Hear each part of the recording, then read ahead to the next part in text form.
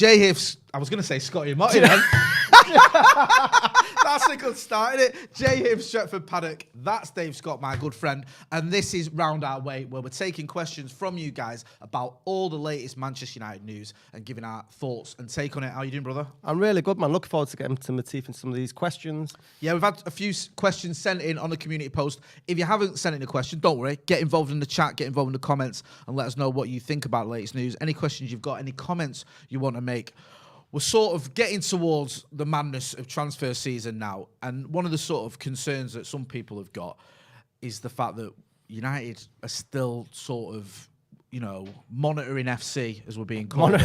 We're monitoring. I saw someone said that on the Instagram Live before. We're looking at players. We're monitoring them. There's United are interested in it. Doesn't seem like there's anything too concrete other than Frenkie de Jong, who seems to be the main one for Manchester United at the minute. Yeah, but do you think that's just more paper talk than it's actually happening? Because the rumours are that he doesn't really fancy moving to Manchester.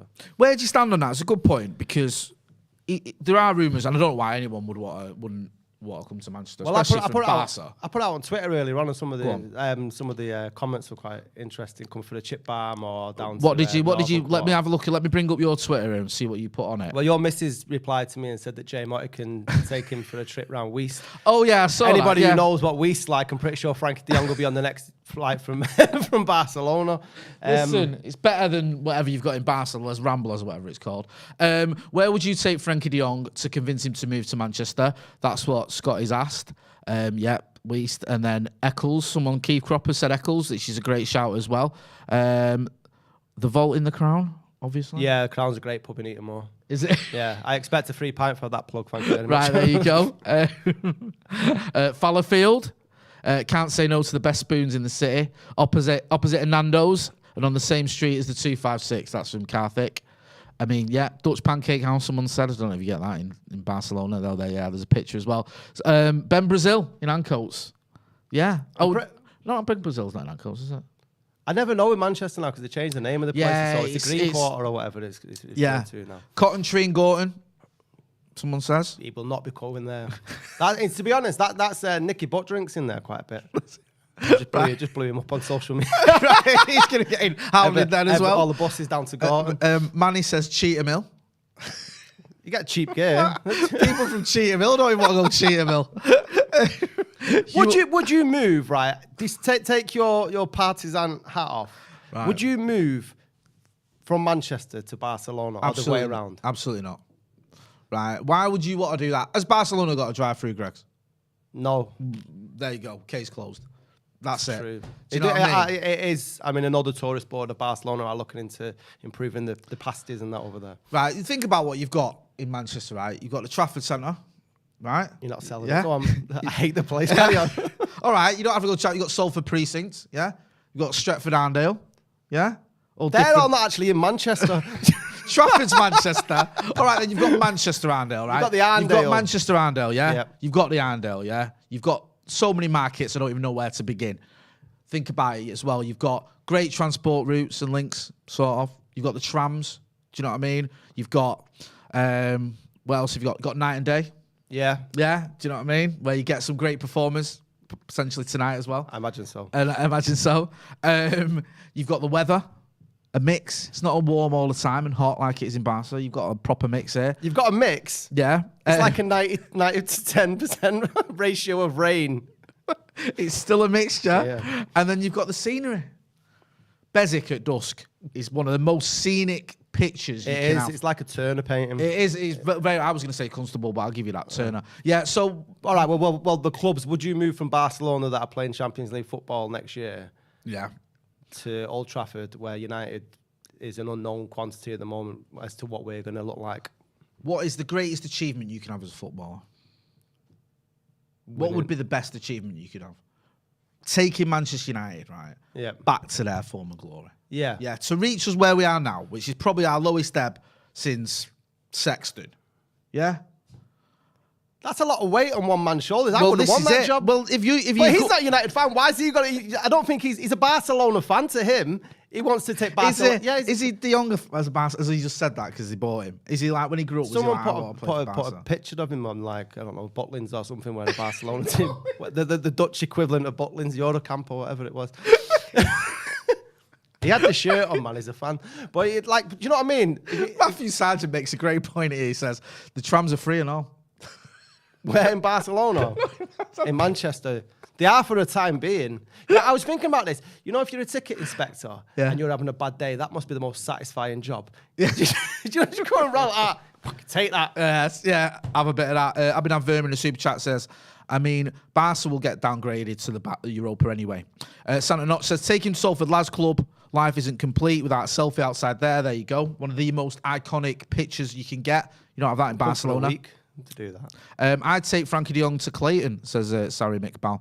Ryan Milligan says you got Piccadilly Gardens. Vinny Duram says you got Canal Street.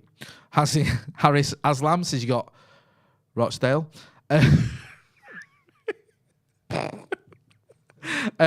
Yeah, so you've got everything. Do you think we're going to get this kid or what? No. You don't? I don't. Right.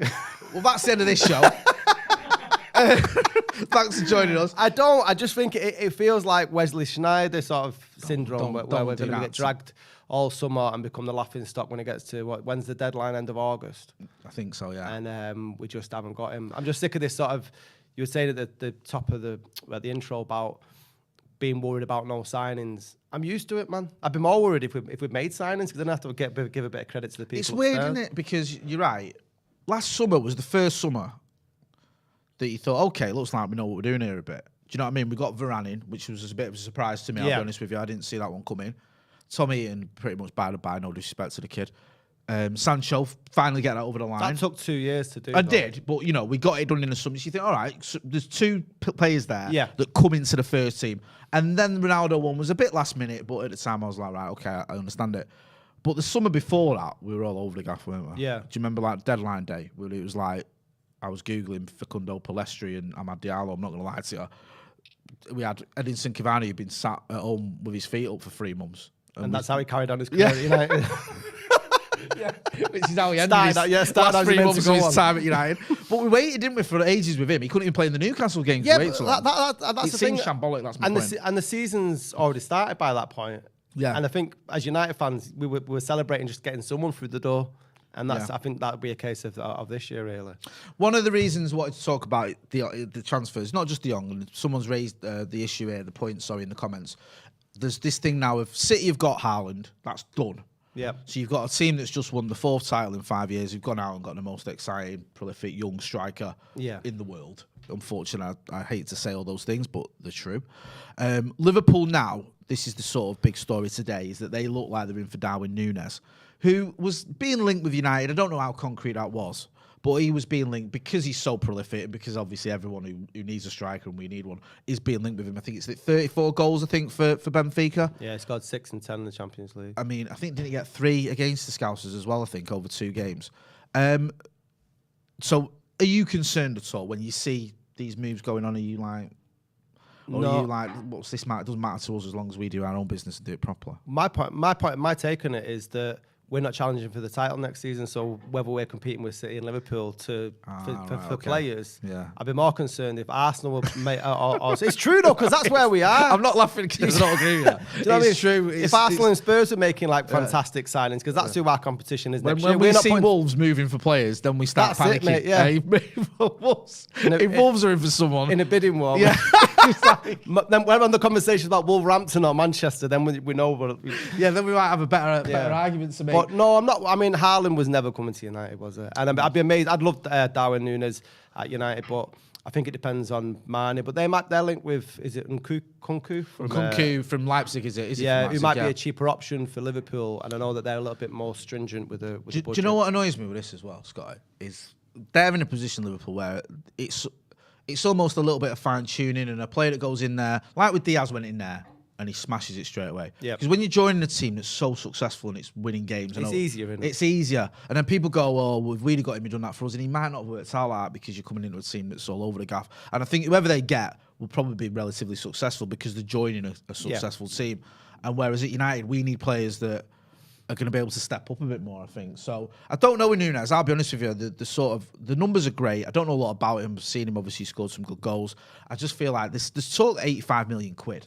That's the other issue as well. If we were to get sort of Frenkie de Jong and Nunez, that's the transfer budget gone for the summer, and I think United need improvements in a lot more areas than just two. I'd rather spread the cash on players that have got to prove the potential rather than sort of names as such. Yeah, I was actually one last thing on Frenkie de Jong before we move on.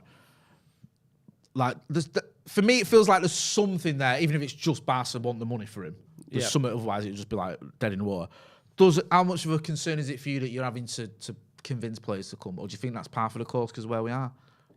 It's upsetting, depressing to the point that's where we are at the moment, that we have to convince, because, I mean, at the top of the hour where we're talking about selling Manchester, you have to do that now, and they've got to be throwing lots of wages at him. But I put this on Twitter the other week, and I got a lot of pelters for it, because for me, it reeked a little bit of the Di Maria situation in that he didn't want to come to United and was sort of pushed out of Real Madrid. Yeah, no, he massively. I mean, he looked gutted. Yeah. How was it his press conference when he was unveiled? Was it as bad as Robinho at City? Well, at least Di Maria knew where he was. Was Robinho said Chelsea, didn't he? Yeah. He thought he was at Stamford Bridge. But it was in Spanish. He had to have a translator there. But he looks a bit like, I'm in, I'm out. Do you know what I mean? It was proper like, David Brent tackle. I didn't want you, but you're here now. So, well done. Welcome. Right, how would you feel? You love your job here at Stretford Paddock, right? Come in tomorrow and Joe Smith and Steve turn around to you and go like, we don't want you here anymore, Jay. Yeah. And then they send you off to sort of fun time fan cams or something. And then fan cams, there's a good ad. Yeah. Write that down, baggers. We'll do that. Right, do you know what I mean? And then would you like tail between the legs, or would you use it a bit of impetus to say, right, well, I'll show you? Well, first of all, let's have it right. Them two will be gone before I am. Just get that out there. Yeah, that's why they call you the Phil Jones of Stretford Paddock. Only because they've got other irons in the fire. They might go and get a job at Sky or something, or on the radio. Whereas I'm probably stuck here for life. Not that I'm not happy about that. No, I get it. For me, in answer to your question, I know you sort of, having a laugh to prove a point, but I'd want to show the people here that I'm good enough to stay here. Yeah. And I'd be like, hang on a minute. Whoa, let me, prove you wrong. And I think there must be, I get you, it's a good point. I think there must be an element of sort of, you've got pride, haven't you? Yeah. Where you go in, hang on a minute. Because he came into Barca from Ajax with this reputation. We had Semra Hunter on for La Liga TV the other week. Fantastic analyst who covers all La Liga, obviously. And she was saying, Frenkie, it's funny because she said decent. Now, me and you say decent. She said decent? Yeah. It's a massive compliment. Like, if I go, decent, that, like, you're thinking, oh, yeah, I think she meant I've actually...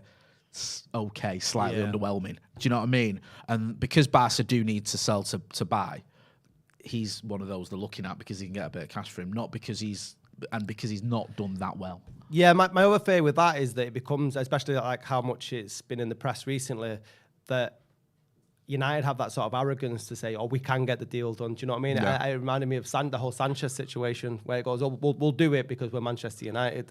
And yeah, we have to get that out of our heads, don't we? And I think, do you know what?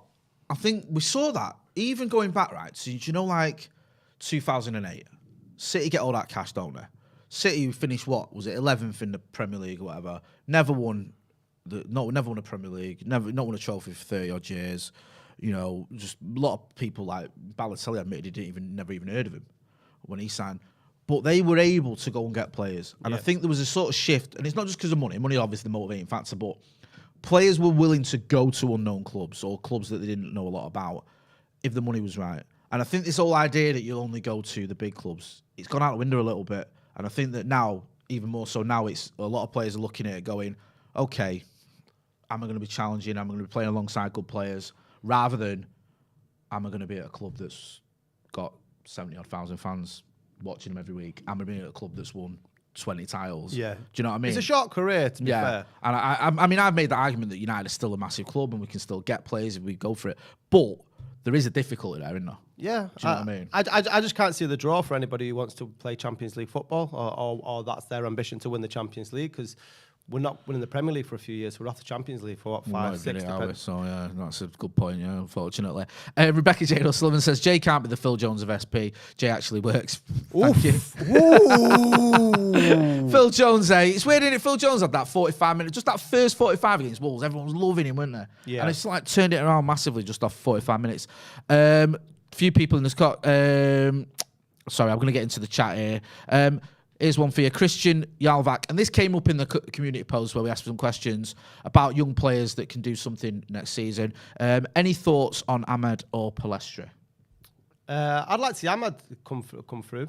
Yep. I thought he'd when he played in Atalanta, wasn't it? He came from Atalanta, yeah. No, but didn't he play against him when he got that header? Wasn't that last? Yeah, in the AC Milan, yeah. He got his goal, didn't he, on his debut, I think it was. Gone to Rangers, scored after 2 minutes. A bit up and down there, I think, in Scotland, to be fair to the kid. Didn't play in the Europa League final, so didn't get off the bench. But he's only 19, still got a lot to offer. So you think there's something there? I think so, definitely. I mean, I know people in Atlanta were raving about him when he was coming over to United and stuff. So definitely should give him more. I mean, what's going to happen now is there's going to be more space for players to come in. If we aren't signing players, you'd hope that they're going to bring some more through. I'd like to see James Garner. I don't know whether I'd like to see him go out on loan again for another season or just come into the. This is a good point, because this sort of leads on. Wolfhound United, put this in the comments. Who do you think's got the best chance of coming into our squad next season from the youth? Garnacho, Ahmad, Garner, Levitt, Mejbri, etc. Is Savage real quality, or is it that influence?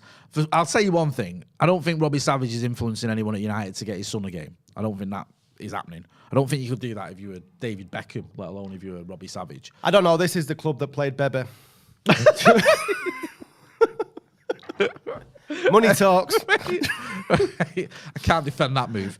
I think Savage, it might be a little bit too early for him.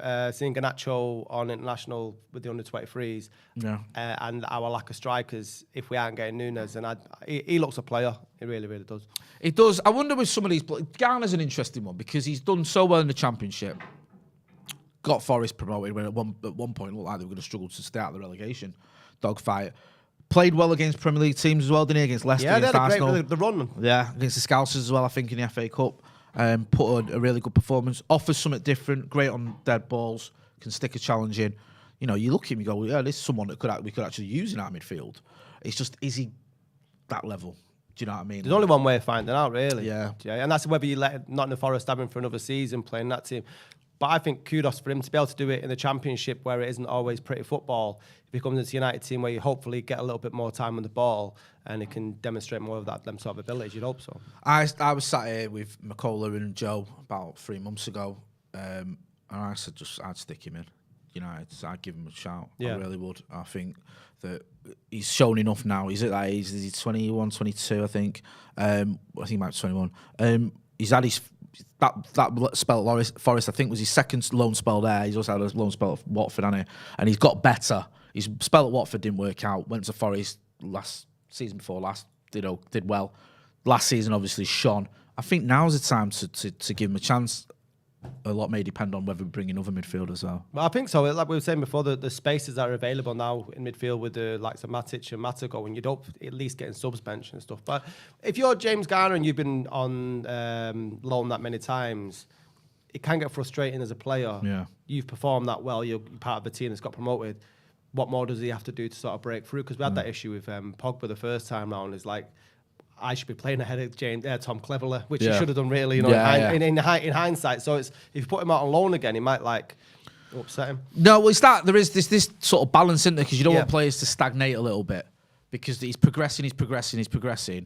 Is he going to get to a point where he's just hits some sort of ceiling? Plateaus a little bit. We're bringing him in. We've got a lot of games next season. We've got the Europa, we've got cups. We want to do bits in these competitions as well, and we know he can certainly do that. Another question that's come up, Jimmy, excuse me. Jimmy Everson says, your take on Christian Eriksen perhaps joining United. Do hit the like button as well if you're watching. Over 1,500 people watching, so hit that like button. Christian Eriksen, you feel this one against this? I think this is on a Freeman's, isn't it? He's out of contract. Absolute no-brainer. Yeah. Take him in a heartbeat. Yeah. Sorry if that's a really, really bad point. Wow, I didn't even pick that up. Yes. I didn't mean that. I'm good, but I'm not that good. Yeah, fair enough. But you know what I mean? I think absolute class act. He did well at Brentford. Who was the United player? Was it Brandon? When he was hugging him on the Williams. Brandon Love hugging, that. yeah, Love that. When he looked Brandon sportsmanship. Williams, North Manchester's finest, gets in a tussle, ready to give him some, sees it's Eriksen and gives him a hug. Yeah. I mean, go on. No money spent. Yeah. Obviously got the talent. Yeah. He's played for Brentford last season. Yeah. Am I right? He's playing back with the international team as well. I think so. I presume so. So he is.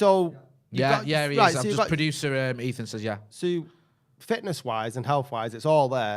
He's got a pacemaker fitted, hasn't he? Of some sort. Well, that's what I mean. But he's good, well enough to play football. Well, let me put. Look, you're right. Look at this. Right, I'm just looking at his record here now. I've got it. He joined them sort of end of February, I think it was. So he played sort of 38 minutes in his first game. Then he played back-to-back games, 90 minutes. Then he wasn't in for the Leicester game. Then it's sort of 1, 2, 3, 4, 5, 6, 7, 8 games, 90 minutes every game. Right, so he's a fit enough player to play Premier League football week in, week out. And how many times have we said that about one of our midfielders recently? Exactly. And if, when he won the Scudetto for Inter a few seasons ago, it was influential in them doing that and setting up a lot of the goals for Lukaku. It's a no-brainer. And from a business point of view for Manchester United, who we all know don't like spending money, why would you not sign him? No. How old is he? 28, 29? I think he's 30, I think. He's 30.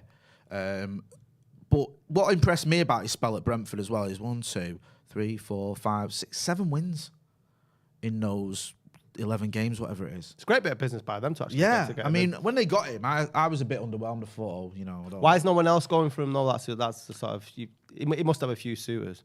Well, I think there's those things we mentioned about, obviously, the health scare that he had was very serious, and everyone can remember that. The scenes were horrible to watch. He is 30, so then there's that thing of like, okay, if you get... We've just signed Cavani. How old's Cavani? No, I mean, I know from our point of view, we love a mid, bargain basement. Yeah, so. Ronaldo or Cavani or even Igalo was 30, wasn't he? I just think that the talent's there. It's evident for every club that he's played at. And then on the international stage, it's going to cost no money.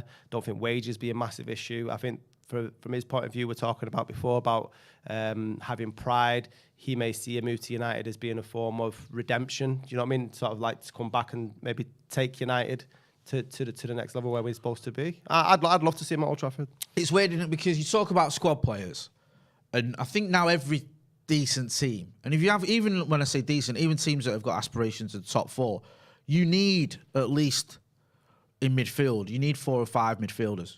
You can't just have 2. No. Do you know what I mean? Like, City are obviously miles away from where we need to be at the minute, or from where we want to be at the minute.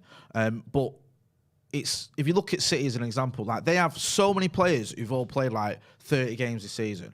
Like, Grealish, Foden, Gundogan. Yeah, the rotation's incredible. Kevin De Bruyne. Do you know what I mean? You look at Mahrez. Yeah. You look at it and you go, that's why they're successful, because you've got all these players where if they take Foden out and they bring in Mahrez, they don't hurt him. If they take Gundogan out and they bring in, or De Bruyne can't play for whatever reason, Bernardo Silva comes out. Fernandinho, Rodri. You know what I mean? And it's the same with Liverpool. They can rotate in that. And yet with us, we're so overly reliant on Bruno, for example, who plays practically every single game. Yeah, or the McFred. Yeah, McFred. And you think, well, what are our options? When are we going to get any options? And yes, you can bring in someone like Jimmy Garner, but... We've got less options now, though. Obviously, we've got a bit of Matic, Mata, Pogba. Lingard. Yeah. So there's 4 midfielders. If we were talking about bringing players through, we're going to need a bit of a wise head. So that I think in that sense as well, Eriksen would be good for the younger players coming through in the same way that Mata was. Yeah, I mean, you sell it. Not that I needed much selling, but you are selling it to me. It seems like one of those where, yes, we can Glazonomics and all that, but he's a very good player. Yeah. Who is available for nothing. And like you say, wages, I don't think he's going to be coming in going, when we linked with him when he was at Spurs? Yeah. Right, there was I remember doing a debate with Ange, and it might have been Steele, someone, I can't remember. We did a debate on who United's... We were linked with him and a few others, and I was arguing the case for Eriksen, who wasn't the most attractive proposition at the time. There was other players that I think more people wanted. But he was a very good player for Spurs, who did, one of their most successful eras has been when they were getting in top 4s in Champions League finals. Did they win anything? No. It's like, I love that. Spurs' most successful era, 0. Like, well, what can we say? They got to a Champions League final, they got to a League Cup final, they finished 4th in the top 4. I think they finished 2nd at one point. Runners up medals then. Yeah, it is. I mean, come on, bro. We're not talking about United in the 90s here, are we? No. It's like Spurs is the most successful era. There's levels. There is levels, and I'm not. This isn't me trying to be funny and have a dig at him, but them having like 4 top 4 finishes and getting to the Champions League final, whatever the stats were. He was instrumental in that as well. Yeah, he was, and he was a very good player for them. Went sour, didn't it? I think Mourinho just didn't fancy him, did he? No. When he came in, he was just like, "You're not for me." Yeah. And so that's new managers do that, and obviously someone like Jose. So played for Ajax as well, didn't he, Eriksen? Yeah, I think. So I mean, I'm maybe trying to make a tenuous link here with Go playing the Ajax way and Erik ten Hag coming in. I don't know if that'll have any sort of, he knows a little bit about the structure from Ajax. Well, listen, we've been linked with everyone who's ever even been to Amsterdam. To be honest with you, I've been linked. Yeah, you've been. I should be signed up, man. Right back. I slept that entire journey when I went to my entire spell there when I went to the Dam. Just slept in. Well, I got there and I thought we flew from Leeds and I thought we flew at like 4 a.m. and this is when I used to drink. So we started drinking at like 4 in the morning, right? Got there and I'd not smoked weed for ages, but you get there. So smoked weed in the morning, like, and I was at me. I just I fell half asleep and I just never really recovered for the entire weekend. I was just like, in the days. Yeah. And then to wake myself up, I thought I'll drink vodka Red Bull. That'll wake me up. And it didn't work. No. I have stories about Amsterdam for another show. Do you? Yeah. Right, we'll save them for not 4 o'clock on an afternoon. Yeah, these kids watching. Yeah, it's school run time as well. We don't want anyone hearing that. Did very well at Ajax. 163 games, 32 goals, 65 assists. So, big numbers. Very well. Obviously, Spurs, we know what he did there. Inter, as you mentioned there. He's done well everywhere he's gone. Yeah. Do you know what I mean? It's a no-brainer, honestly. He's never had a stinker, has he? It doesn't work. What have you lost? Exactly. So yeah, I think that you make a good point on that one, and I think that Eriksen, De Jong, Nunez, these are all sounds a bit better when you're putting it like that. Yeah, I got a little bit of optimism in my stomach because like maybe yeah. These are all players that are, even Eriksen to a certain degree is relatively obvious. We all know who Christian Eriksen is. Yeah. There's no one's going, where have you scouted him from? You asked the question just before we sat down. Go on, what was the question you asked? The question was, when was the last time that Manchester United brought a relatively unknown player and then turned him into an elite player? And I got Evra and Vidic, and I can't think of anyone that the United scouts have found and then turned into a world beater. I mean... And you were saying Evra, he was captain of Monaco, weren't he, in the Champions League final? I'd never heard of Vidic. No, I mean, I'm not saying that those were signings where you go, okay, it's a bit of a punt. But we're struggling. Joe made the point of Chicharito wasn't, 6 million quid at the time, even in 2010 or whatever. Yeah, but you could say Diego Forlan if you're going along with that. Do you know what I mean? And he went over to Spain and did the business with Villarreal in the same way Chicharito had a decent I know, career. I mean, at the time, like, I remember sort of, he was but it was a bit of a pump on it for that young player. Do you think we do that enough though, or is that where we are now? I mean, don't forget, we're going back here, 10 years? More than that. Well, 2004? 2010. For Chicharito, Vidic and Finger 2004, 2004, 2005? I think it was the 2006 window on it. January 2006 was the window we got him. I think so. So yeah, I mean, what's that? 16 years ago. Yeah. Like the one that, and I said this and you laughed, and I'm not saying it's true, but the one that sort of brought up, I've asked this question before, I had this debate before, and people go, Dan James. But the thing with Dan James is, he was well known. Like, people knew about him when he was at Swansea. He had a bit of a stormer against City, and people were going, he's going to get a move. Leeds came in for him that January for 4.5 million, and we bought him 4 months later for 15 million. So it's not like an untapped gem that no one knew about. No. Do you know what I mean? And I know we made money on him, and you can argue he was a better deal, or one of our better deals, because... But even the fact that Dan James is the straw that you're clutching for... That's it. It's quite damning on our scouting system, really. When you look at the likes of... Like, Leicester have always been really impressive about when they've got their players in. Do you know what I mean? Yeah. Are you saying then, because that's a good point there, Leicester, we tend to buy the players who've gone to Leicester or gone to somewhere, and then we get him. So we'll get Harry Maguire after Leicester took a punt on him from Hull. Yeah. Do you know what I mean? Or compare that to Liverpool. How many players have you seen Liverpool sign that they'd never heard of? Well, this is a good point, and some people are getting in the comments and sort of talking about that, because Liverpool mix it up, don't they? I had a bit of a tweet before where people started getting on me because I was saying about how Klopp spend loads of money on certain players. But they mix it up, don't they? Like Andy Robertson's the one everyone talks about. Was it 8 million quid for Robertson or something stupid like that? Do you know what I mean? They do like, even the biggest, like Mo Salah is a bargain, isn't it? Yeah. Do you know what I mean? Like Sadio Mane is a bargain. Because they didn't go out and spend 80 million on these players, and even if they did, it probably would have been worth it. So they tend to get those players where you go, okay, it's a little bit of a punt. Well, we seem to wait, don't we? But that just says to me that Liverpool are just, and we both agree, a better run club in terms of what they're Oh, yeah. I'm not going to argue. They want for the structure. I mean, people, someone's being funny here. Satria Kalena says Djemba, although they do put laughing emojis. Verma says Chicharito. Santa Notch says Vidic is with you on that one. Scarshots TV says Valencia. Valencia's a decent shout. You know, I don't know if he was world class, but my dad hated the Valencia because he was such a one-footed player. But I was thought, you know, he gave his heart on the pitch. I think the harsh thing with Valencia is it's not that he wasn't a good signing. He's getting followed Ronaldo. Yeah, Ronaldo and Tevez went out. Valencia and Owen and Obertan came in.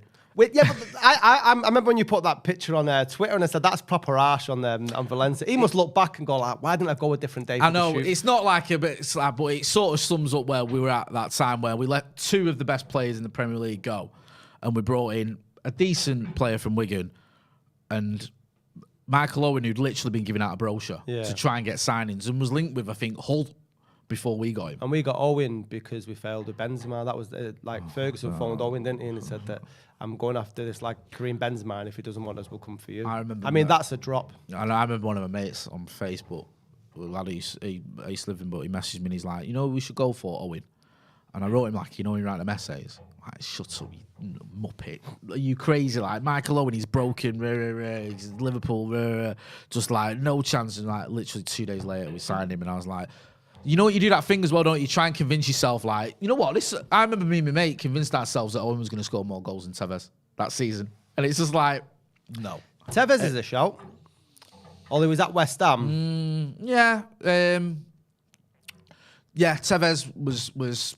I mean, he was known because he was in the Premier League. I think that's the only issue. The issue with Tevez was the way we did it, wasn't it? Was it a 2-year loan? Someone put something on Twitter the other day. Well, I'll ask you. Do you think that United did a dirty on Tevez? Obviously, the way it went, that transpired, that him going to City and the whole welcome to Manchester thing. R.I.P. Fergie. Yeah, left a proper bitter taste in the mouth. But that was down to how United treated him. Do you buy that? It's a good point, that, because it's difficult with Tevez, because when you mention those things like the welcome to Manchester and the R.I.P. Fergie thing is pretty unforgivable. And the fact he went to City, it gets you emotionally angry. It gets me angry. But were you upset that he went? That was some front three, Ronaldo, Rooney and Tevez. I think it was a mistake by Fergie. I think we should have given him what he wanted. I think we could have kept him, and I think we wouldn't have broke the bank to do it. Yeah, we've had this conversation before about Ferguson's arrogance in some situations, which has been his success. Yeah. Sometimes been a downfall. It's the same, you know, he's very stubborn, like you say, and or arrogant or whatever you want to call it, but having that narrow-mindedness can drive you to the success that is unparalleled, but sometimes you have the blinkers on.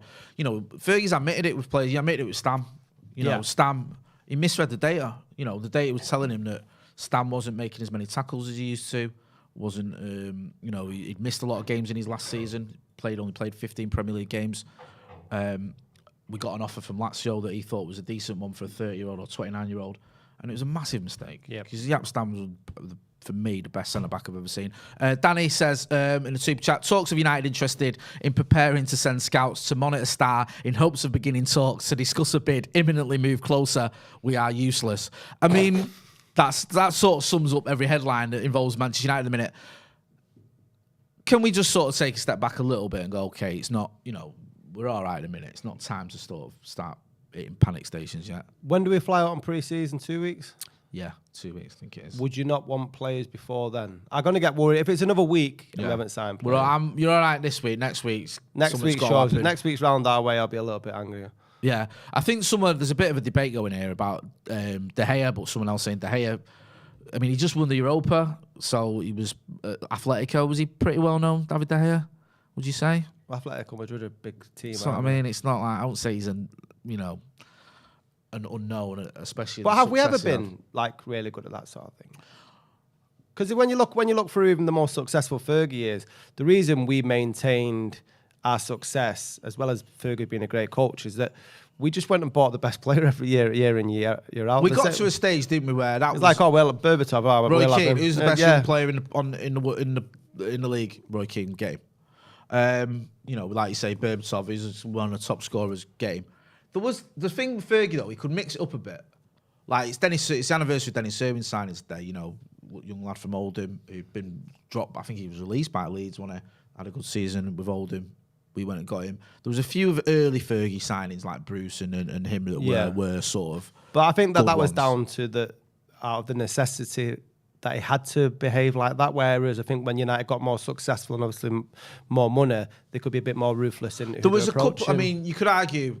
I'm not saying he was unknown, but we made that deal happen with Ronaldo the first time round, obviously, where it was very quick to act. He played well, didn't he, against us? Yeah. That was great. And I think that's a great story, but that was sort of like, this kid, bit of a punt, 40 million quid, looks the business, get him. Before Arsenal already had a shirt picked out for him and everything. But in terms of us getting low-cost sort of under-the-radar players... I mean, the flip side of it is Schmeichel maybe was one. If you go too far the other way, if you look like Arsenal sign players every year that I've never heard of. Yeah.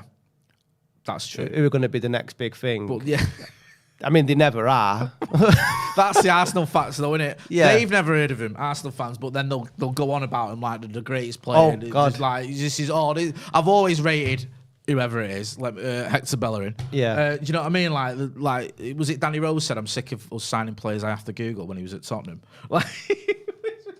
Quite ironic because he got dropped not long after that. But yeah, I think you're right. I think maybe we do have to revert a little bit to that than the early sort of time under Fergie where we did find more bargains, because as we were going back to what we said earlier, it's a lot easier when you're successful if you're just adding one or two players, isn't it? Yeah. To get those. And we players. can't compete for the Haalands in the world. No. So I think we have to invest more in our scouting system. Am I right in saying the scouting block got sacked? Jim Lawler and is it Marcel Boot? I'm getting that wrong. Yeah, I've got a thumbs up there from producer Ethan. Who were they replaced with? Oh, I don't know. Right, so there's a worry. Isn't it? Google and transfer marks. You're Manchester United and you can spend X, Y, and Z on certain players. Go and buy Leicester's scouting. Yeah. Why is that not an option? I mean, you look at Leicester as sort of the one everyone points at and goes, they go out and get players. The likes year in, year out. Didi and Tielemans and we'll not mention Maguire and Maddison and those types of players, and they do it quite well. I mean, they've obviously they've won trophies over the last sort of 6 or 7 years, and they've competed. I know last season wasn't great. It just the part of the problem as well is when United start looking at players, there is the United tax, isn't there? Yeah, when the money that goes on top. It's like, United are from you can add another 10, 15 million. It'll be interesting to see though, because now you've got Ten Hag. We've been linked with one or two players from Holland, not just the Ajax ones, where there is one or two that he knows about who are at Feyenoord or at he did that where he can go. He's a good lad. But didn't he have that sort of MO at Ajax because he didn't have a massive budget? Like he was bringing players from Southampton over to Ajax. Tadic. Do you know what I mean? And winning the league. How good did he look? Yeah. Well, when he was seeing him in the Champions League that season when he got to the semis, he looked mint. I was like, how's it going? Daley Blind, of course, he's well known, but someone who people going, is he still cut out for this? Yeah, so he's very good at that sort of money ball almost approach, of mixing up. And maybe there is an element of that. Maybe that's where someone like Christian Eriksen fits in if you get in a free transfer in. So that's, more money to go and spend on someone else. Maybe you bring in a youngster from Holland who not everyone knows about. Maybe someone like James Garner comes in and that frees up a bit of money. I feel for him because, the it's money, a puzzle, isn't it? It is a puzzle and he's got to solve it because he hasn't got unlimited funds and he's playing catch up with the likes of Liverpool and City. Just before we wrap up, Danny in the super chat says, surely players need time to move, settle before they even need to learn new system and team. We don't set players up for success. They start playing catch up. Listen, lots of people saying Glazers out. I completely agree with that one as well. Scotty, what are you up to? Where can people find you? Check me out on Twitter at @arkid, ARGH kid. And if you're in Manchester tonight, I'm playing a gig at the Night and Day. And that day, go and check that out. Also, you can find him on Scotty and Motty, one of the best podcasts out there. Was I supposed to plug our podcast? I mean, you can if you want. Scotty and Motty on YouTube. You don't have to. I got confused as to what podcast I was on earlier on. Listen, thanks to everyone who sent in questions. Thanks to everyone who got involved in the chat. And let's people can, still going on about that discussion about unknown someone just thrown in Jesper Blomqvist into the mix. Don't forget to hit like, share, and subscribe. This has been Round Alley. Thanks for watching.